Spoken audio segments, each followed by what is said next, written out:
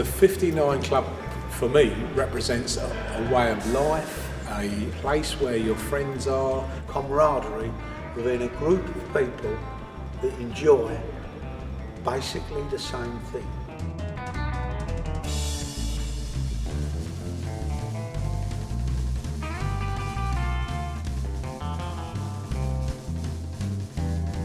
I think there is a very historical, direct, almost immediate link with the club, because the priest who actually built the building and consecrated it was called Father Bill Shergold.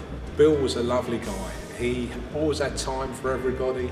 He was always very mild-mannered. That you wouldn't actually think he was a guy that would run a motorcycle club like the 59 Club. Very genuine, very calm. A lot of the lads down the club, like us all, were quite a handful, like most teenagers are. There's nothing changed that way. A word of good sense, you know what I mean? A man that could engage, very good people skills. I just remember him for always having time to talk, never being in a rush, and really helping the people that he spoke to and got down that club. I'm very inspired by the history of the club. I would like to take the heritage, all that the club is and can be, to the further generations. I actually first went down the club in '68 and joined it in '69. I went down the club when I was 16, and that would have been 1967. I was 15, and in those days you couldn't actually join at 15. You had to have either a bike and insurance, or you had to be a pillion passenger on somebody's bike. I was drawn to the club. I'd always seen the badge, people on the bikes. I started a technical college in Paddington, and some of the guys in the class I was in used to be regulars at the 59 Club. Mickey, who we call MV, he said to us one night, "Would you like to meet up, go down to the 59? Didn't need no persuading, but I think like all young people, you felt much safer if you went with people that had been there. Once I'd been once, that was it, I was hooked. I continued to go there, it was my place. When I walked in the door, I thought, wow.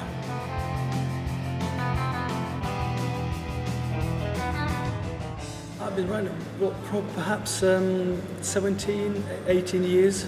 My first motorcycle was a 250 Honda. That was not my favourite motorcycle. I think my favourite motorcycle was my Norton Commando, without a shadow of a doubt. My first motorbike was a CB72 Honda, which was originally registered in 1963, I think it was. It takes me back to my teenage time. I think it was a Jawa 350. It was a beautiful Czech motorbike. That was my first one. The one that I thought, I should have kept was I had a genuine Norville Commando. I bought it in 1970. It was a lovely looking thing. It was super fast. But as all racing bikes or anything like that could be quite unreliable, especially the way that I used to treat it.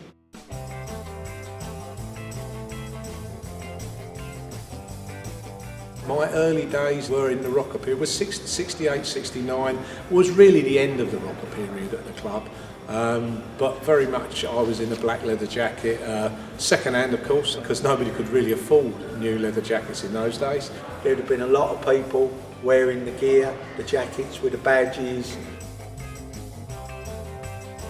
We'd wear whatever we had, mostly bell staffs and barbers and any black prints thing we could get hold of, really.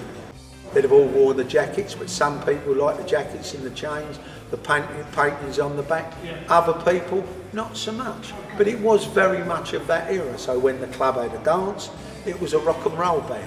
In the early 70s, it went to a more colourful 70s style, where the jackets were no longer black, they were red, blue, all sorts of colours. There were one-piece leathers in all sorts of colours. Full-face helmets started to come in towards the 70s. All of a sudden everyone, what do you want one of those? They were super dear, £100. I think Bell's the first one I see, £100 crash helmet. Wow, you can imagine. It's a round badge, most of it, with the 59 member. Or it's a strip across your back with written the 59 Club. It's very much a badge of recognition and belonging, really, in a lot of ways.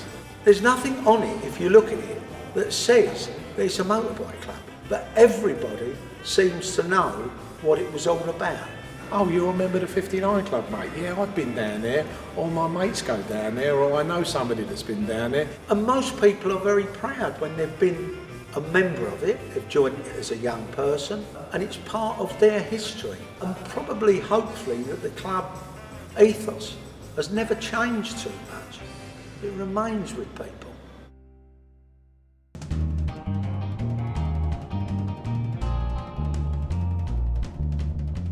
I think for us, the 60th anniversary is about getting as many people as we can together from the old days, from the new days. Without the people supporting us, renewing their membership, visiting us when we have dues, the club would not exist. It would just be a memory or a revival. People can genuinely say with the club, this is how it was, but we've managed to keep it going.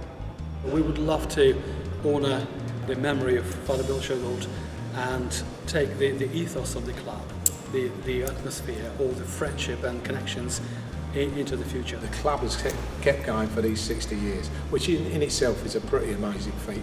How it's happened, we don't know.